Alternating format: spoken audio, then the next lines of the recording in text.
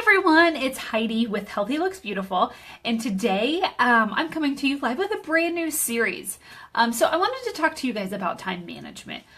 This is something that I some days struggle with, other days I do really well, but I have a few tips that I think will help you. And throughout this series, I'm going to dive in deeper to some of these tips, as well as other tips and suggestions on time management.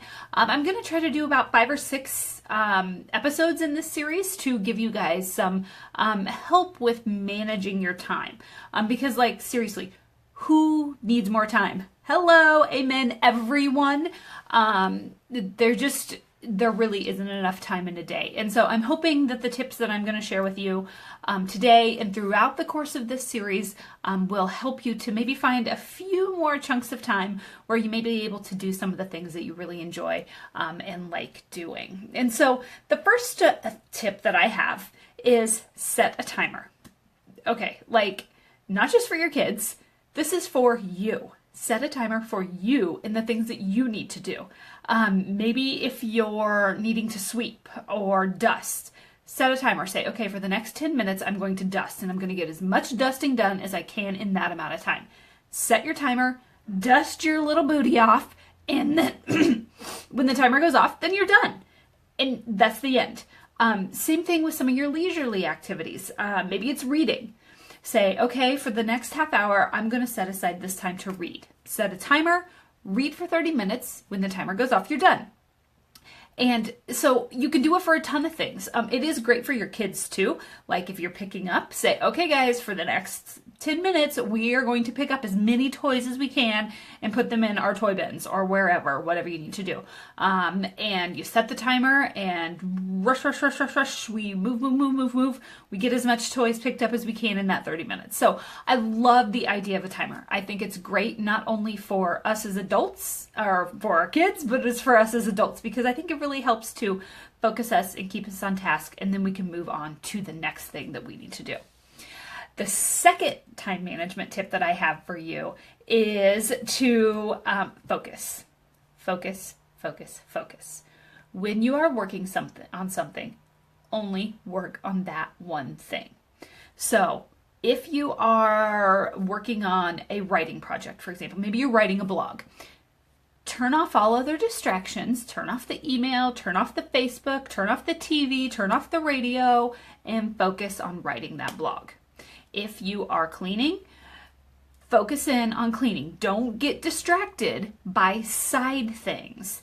If you have a big project for work, turn off the email, turn off the Facebook notifications. You can turn those things off and focus in on just that one item and set the timer for that.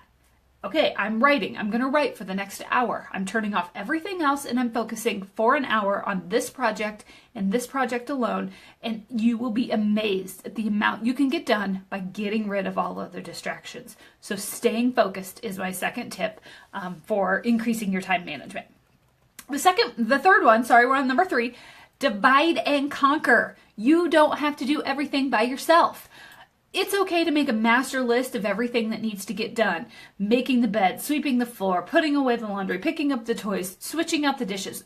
You can make that list, but then assign it to different people in the house. Maybe the husband should make the bed.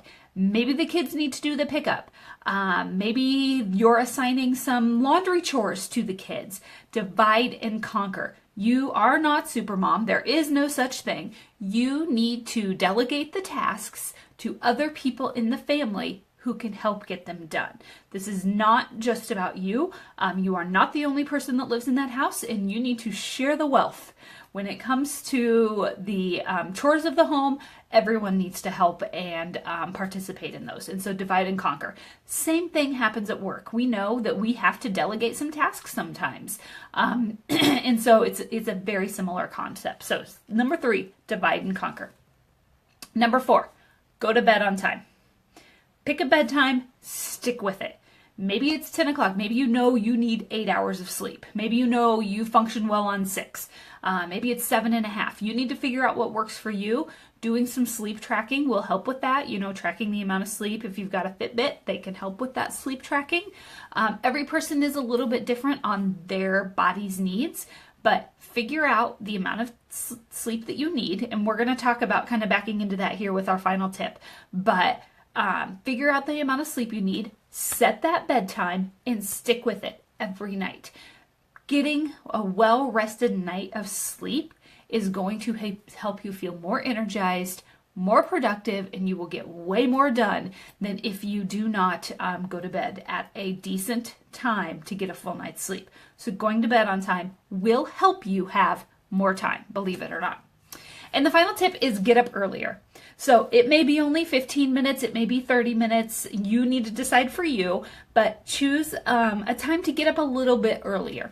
Maybe you're going to use that time for reading or journaling or a Bible study. Maybe you want to use that time for exercise. Some people like to do their exercise first thing in the morning.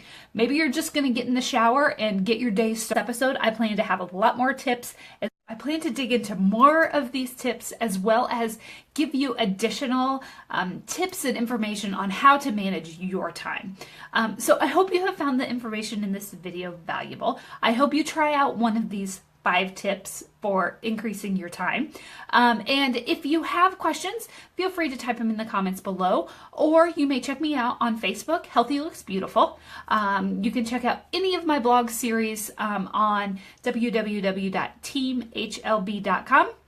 I've got a ton of information and resources on there to help you out with anything from health and wellness to fitness to time management to organizing or just being a mom in general.